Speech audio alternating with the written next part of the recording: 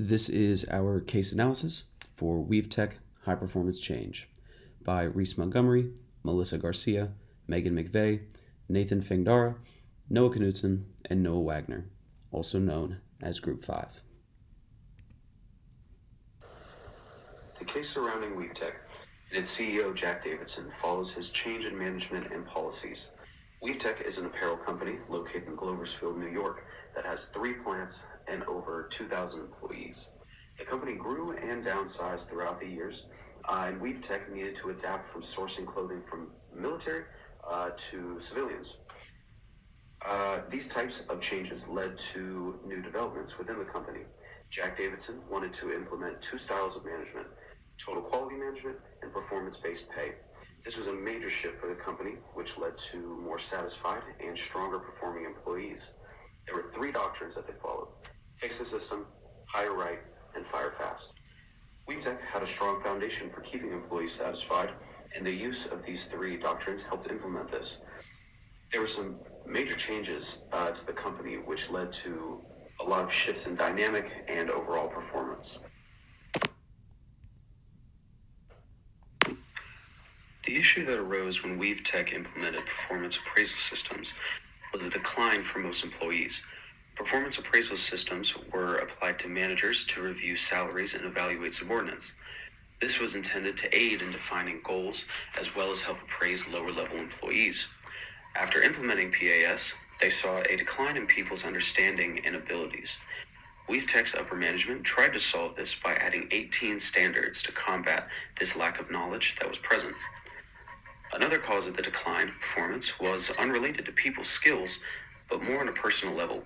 Divorce, death, and illness started to have a major effect on people, which aided in the regression. Jennings sat down and asked himself key questions to try and understand how to solve these issues.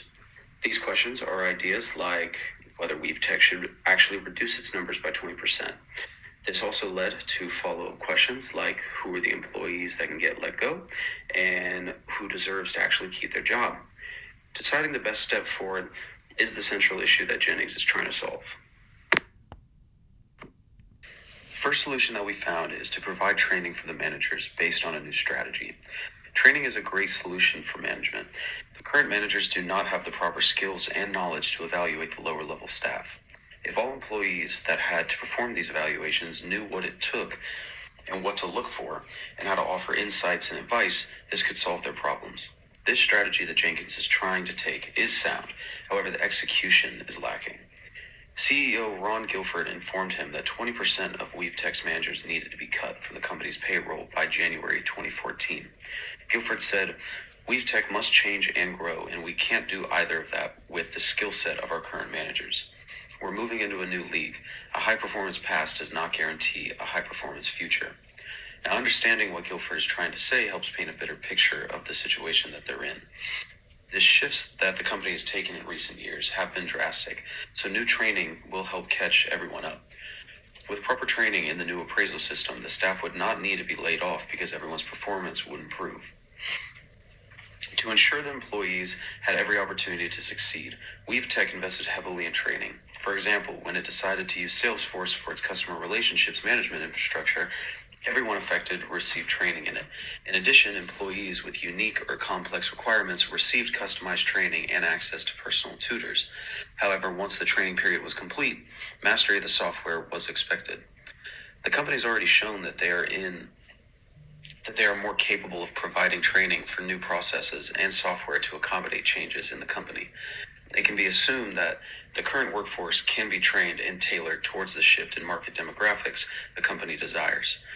Not only does retraining keep the present staff on hand, it keeps much of the specialized knowledge on how the company runs currently. In addition, it saves the company a significant sum of money on both laying off current staff members, finding new talent in a slim market, and hiring new staff and getting them trained properly.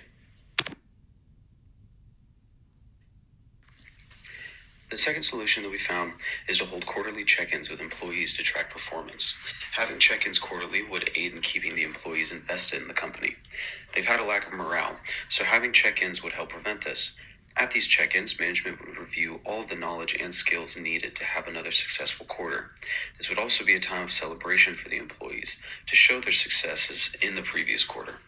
While boosting morale for their wins, it would also be a time to shed light on areas of improvement.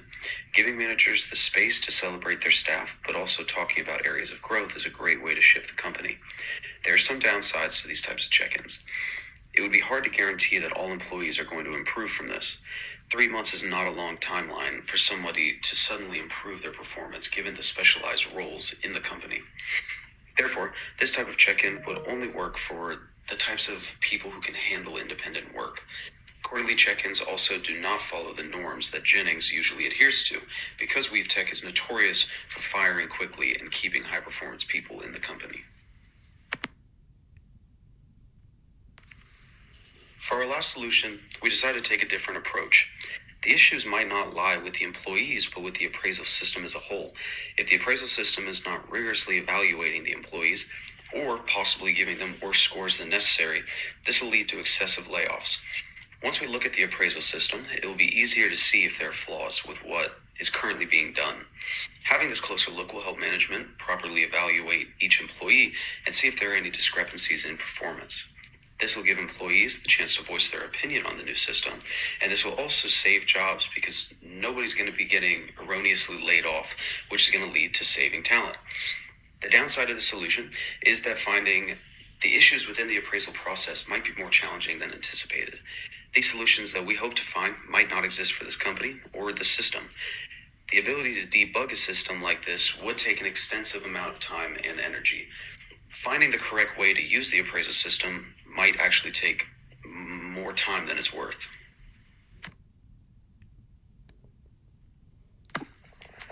The best solution, in our opinion, is to provide training for the managers based on the new strategy. This is the best solution because it will be the most efficient route for the managers. They will get proper training and will then be better equipped for evaluating the lower level employees.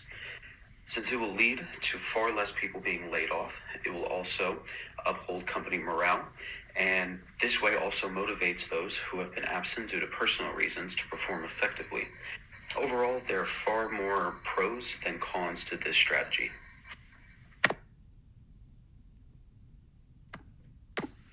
In conclusion, the problems Weave Tech faces can be solved in various ways. In this case, our team has determined that solution 1 is the most effective way to resolve the issue at hand. Jennings' new system needs some work to become more efficient for all employees.